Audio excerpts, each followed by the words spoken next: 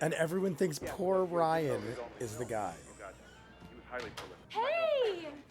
Hey! Hey. Hi. Come on. Oh. Hey. How are you? Good, great. I wanted to come and say goodbye. I'm not gonna take the class anymore, but thank you. What? Oh my God, you were so great. You were emotional and honest. No, And... I get what you're saying, but I just don't think I can, you're talking about my process and stuff. I don't think that can be my process. I don't think I can go to that place again. Barry, sit down. What you did the other night was real. They're taking down Ryan's picture now. And I know that to get to a real That's sad. place like that, you had to draw on something so painful. Look, I haven't told anyone here this before. Well, except Natalie and Nick. I think Jermaine. Obviously, Jean. I was married. Like, right out of high school. I was like 18. So stupid. Yeah, he was a real, Asshole. he was a real piece of work. He hit you? Oh my God, it was like a lifetime ago. But it's something I draw on a lot in my acting work. That's how I know that you went to the same place the other night. You're a real actor, Barry. I saw it. And I don't say that to a lot of people. Look, I know where you went, and I know how hard it is. I do.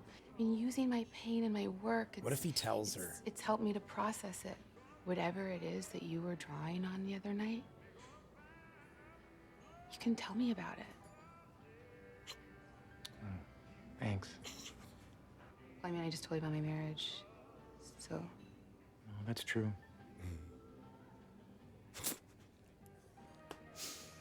You have It's no okay. idea, lady. It's a process. I understand. But you can't quit now. Have you ever heard of a play called The Front Page? I think we should do it together. Wait, you want to do a play with me? Yeah, we work well together. Don't worry, you don't have to get too heavy. It's not a drama, it's a comedy, so all you have to do is talk really loud and fast. Anyone can do it. You want to do a comedy with me? Yeah. He's gonna stay because he wants to with Sally. Yeah. Really? Yeah. No, yeah, let's do it. Okay, yay. That sounds awesome. Okay, so we'll start rehearsals Tuesdays and Thursdays? What is there gonna be, like a time jump or something? Interesting. It's a long pause. Okay, try it once more. Now listen, Duffy, I want you to tear out the whole front page. Okay, try it again, just like, I think faster and louder. Now listen, Duffy, I want you to tear out the whole front page. That's what I said, the whole front page. Johnson's right in the lead. Yeah, that was funnier. Yeah, it's getting there. Is this real or is this another Barry vision? This could actually be real because they did like a pause, like a time jump. Janice is here. Oh, does that mean I have to get up? Janice. You gotta help her with her bags. Oh my God, this is so beautiful. Is she dating Jean now and they're friends? Janice, wow. It's beautiful. Hello, my love. Welcome to my sanctuary.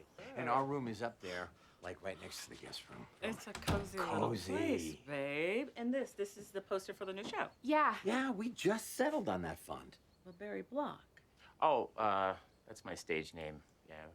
It's catchier than Berkman. So it's real and she's gonna figure it out. You're coming to opening night, right? I would not miss it for the world, and thank you for letting me intrude on your rehearsals. Oh, you're not intruding at all. And I actually think we're in a really good place. Yeah, we are. Yeah. You are, Barry. Yeah. Yeah. I don't believe if this is real or not. I'm sad to say I'm on my way. Won't be back for many a day. I don't feel like they're being natural, like almost like it's fake. Kiss the cook! No, it's gonna be good.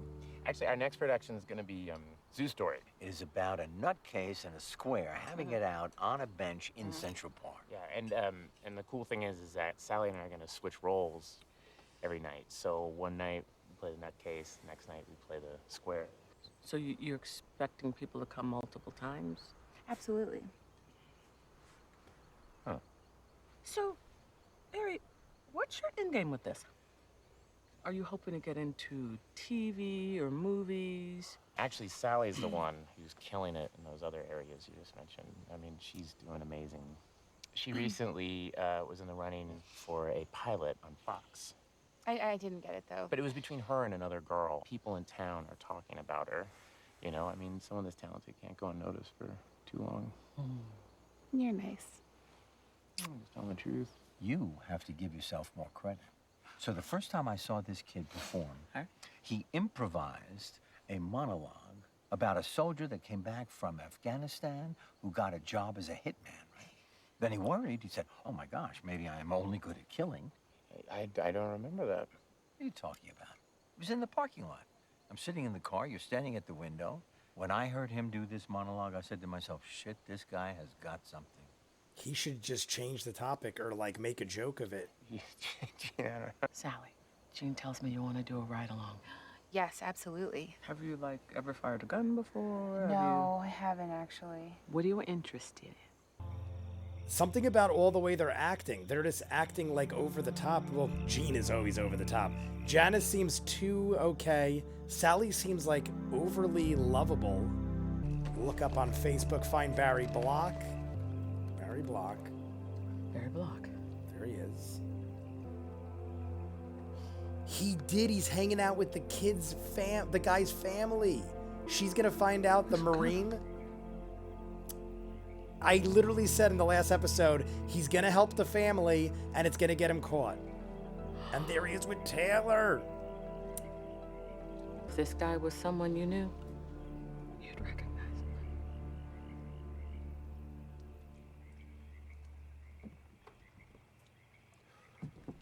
him. Oh, Janice, hey, Hey, Barry. I'm gonna need to see your hands. I'm clean. Janice, listen. I used to work for a man who talked me into doing some really bad stuff. I realized what I was doing was wrong, and I did everything I had to do to put it behind me. Everything's so good right now. I'm a good person. Walk away from this and forget about it. Everybody's life will be better. You know I can't do that, Barry. Yes, you can. Janice, you can. Because we want the same thing. I don't trust Barry. I think he's gonna shoot and kill Janice. We're not. We're not the same, Barry. Because I'm a cop. And you're a fucking murderer. I think he's gonna. He hates. No. I'm gonna Janice, cuff you, Janice, listen to me. and then I'm gonna make a phone call. Do We can you figure this out. understand? No, we can figure this out. Let's talk Barry. about this, please. Let's just think. Barry. Janice, please. Barry! I think Janice is Move. dead, guys. Barry has a plan always, usually. I think he's got a gun hidden somewhere, and he was gonna try to talk it out. I think he was sincere, but now that he knows there's no two ways about it, I think he's gonna kill Janice. Think about what this will do to you and Jean. I can't think about that now, Barry. I don't blame Janice. I knew it. He had a plan. He's got a gun. He wanted to try to talk her out of it. Janice, can we please not do this? It's done. She just pretty much put the kibosh on that. That was her last shot.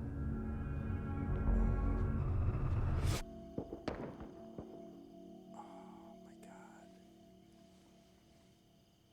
Is he gonna have to bury, like, is he gonna throw her in the lake? And then pretend Janice must have ran off?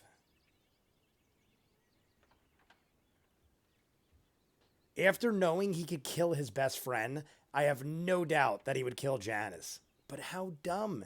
He's so calculative and planned out. Why would he hang with the family of the guy who he murdered that's connected to Taylor?